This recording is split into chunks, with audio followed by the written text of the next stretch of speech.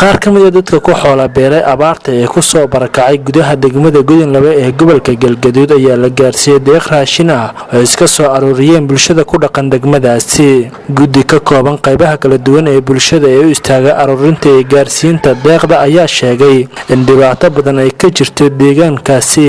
taasi oo ka dhalatay abaarta ku dhufatay inta badan gobolada dalka. xubnaha ka hadlay goobta dadka raashinka lagu gaarsiiyay ayaa sheegay inay u baahan yihiin in dadka deegaanka la soo gaarsiiyo kaalmo maadaama qaarkood ay qarka u saaran yihiin in nafaqa darri ay u geeriyoodaan. waxaan maanta meeshaan isugu dadka ka soo jeeda degmada Godinlabe oo maamul iyo ganacsato iyo odayaal iyo culimo diin leh markay ay arkeen dhibaatada ka jirta deegaanka iyo abaaraha iyo dhibaatada dadka haysata oo nafaqa darro iyo wax walba ah oo dadkii ay xoolihii ka dhamaadeen ayna marayso hadda in dadkii ay dhimashadii dadku ay bilaabato sida maxaa hadda idaacadaha laga sheegay agagaarka Godinlabe dad badan ku dhintay oo nafaqa darro ugu dhintay waxaan annaga reer Godinlabe dadkaas annagoo ah maamulkii odayaashii garadkii culimadii dhinac walba haweenkii aan soo taxalluujinay bal marka hore jeebkeena inaan wax ka aruurino wixii jeebkeena aan ka aruurinay oo yarka ahana maanta aan qaybinaynaa kulli dhammaan waxaan ogeysiinaynaa ummadii maanta joogtay oo Soomaaliya meel kasta warkaas waa laga qabaa iidusan isan gaarin mare waxaan u sheegaynaa markaan dadkii baa baqti bilaabay dad badan baa baqtiyay meesha aan taaganahay waxaan ka taaganahay magaalada dhexdeeda dadkii ahaa daafaha waxa laga sheegay dhowr boqol oo aan wax gaarsiin karin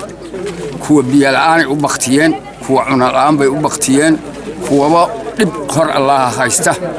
annagu haddaan magaalada nahay odayaashii iyo nimankii la oran jiray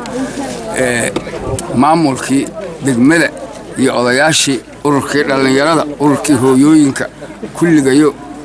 waxaan isku dhignay waxa yaroo meesha yaalo inaan maanta siino aan rabno. gudoomiyaha degmada Godinlabe Cabdiyare Macalin Qaasi oo dhankiisa ka hadlay goobta ayaa sheegay in dadka deegaanka ay u baahan yihiin kaalmo intaan ka badan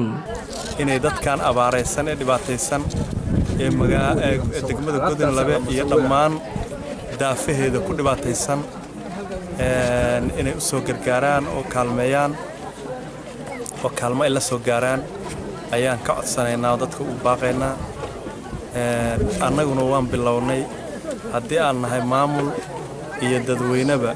waxaan marada dhexda u xirnaa qofba qofku ka roon yahay inuu kaalmeeyo. abaarta ku dhufatay gobolada dalka intooda badan ayaa ah mid saameysay dadka iyo dunyada waxaana haatan degmooyinka gobolka Galgaduud intooda badan ku soo barakacay dadka ku soo xoola beela abaarta.